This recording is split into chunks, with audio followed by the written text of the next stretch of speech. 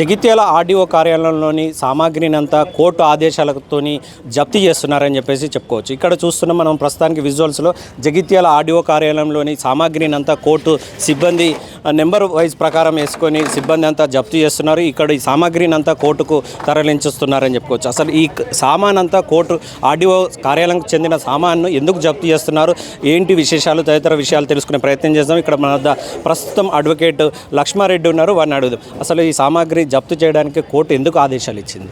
ఏదైతే ఉందో ఇది పెద్దపల్లి నుండి నిజామాబాదు రైల్వే లైన్ నిమిత్తమై జగిత్యాల పట్టణంలోనికి సంబంధించిన వ్యవసాయ భూములను 100 ఎకరాలు దాదాపు ఇవన్నీ కూడా అక్వైర్ చేయడం జరిగింది. అప్పుడు ఎకరా ఒకంటికి 1,24,000 మరియు 1,34,000 మాత్రమే ధర కట్టడం జరిగింది. దాని మీద వీళ్ళు మాకు వచ్చిన నష్టపరిహారం నిర్ణయించిన నష్టపరిహారం తక్కువ అని చెప్పి ఆర్డీఓ గారికి అప్లికేషన్ పెట్టుకోవడం జరిగింది. ఆర్డీఓ గారు కోర్టుకు రెఫర్ చేశారు మ్యాటరు. కోర్టు వారు ఏదైతుందో అన్ని పరిశీలించి ఎకరా ఒకంటికి 10,64,800 రూపాయలు చెల్లించాలని చెప్పి తీర్పునిచ్చారు.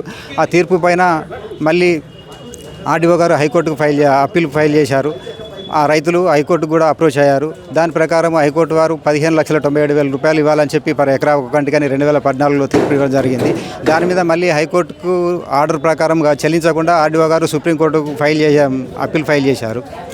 దాని ప్రకారం ఏదైతుందో సివిల్ కోర్టు ఇచ్చిన 10,64,800 రూపాయలను ఎకరా ఒకంటికి ఇమీడియట్గా చెల్లించాలని చెప్పి 2018వ సంవత్సరంలో తీర్పు ఇవ్వడం జరిగింది.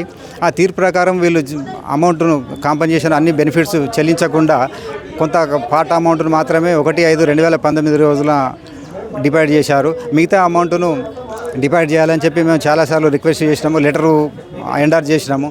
దానిపైన కూడా వాళ్ళు ఎట్లాంటి చర్యలు తీసుకొని కారణంగా కోర్టులో ఈపీ ఫైల్ చేసినాము. ఈపీ అన్ని పరిశీలించిన తర్వాత అటాచ్మెంట్ ఆర్డర్స్ వాళ్ళు కడతలేరు కాబట్టి ప్రాపర్టీస్ని అటాచ్ చేయాలని చెప్పి ఆర్డర్ ఇచ్చిండ్రు. ఆ ఆర్డర్ ప్రకారం ఈరోజు అవుతుందో జప్తు కార్యక్రమం జరుగుతున్నది. దాదాపు ఎంతమంది రైతులు నష్టపోయి ఉంటారు? ఎన్ని ఎకరాల? 200 మంది రైతులు నష్టపోయి ఉన్నారు ఇప్పటి వరకు.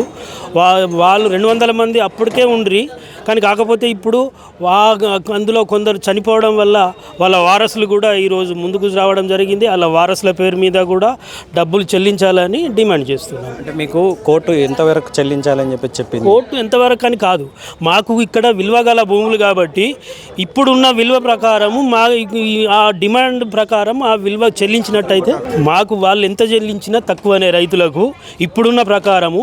అదే ఒకేసారి డబ్బులు చెల్లించినట్టయితే రైతులు ఎక్కడనో ఒక జాగాలో మళ్ళీ పోయిన దాన్ని రికవర్ చేసుకొని కోర్టు కనుక అదక ఉంటుండే.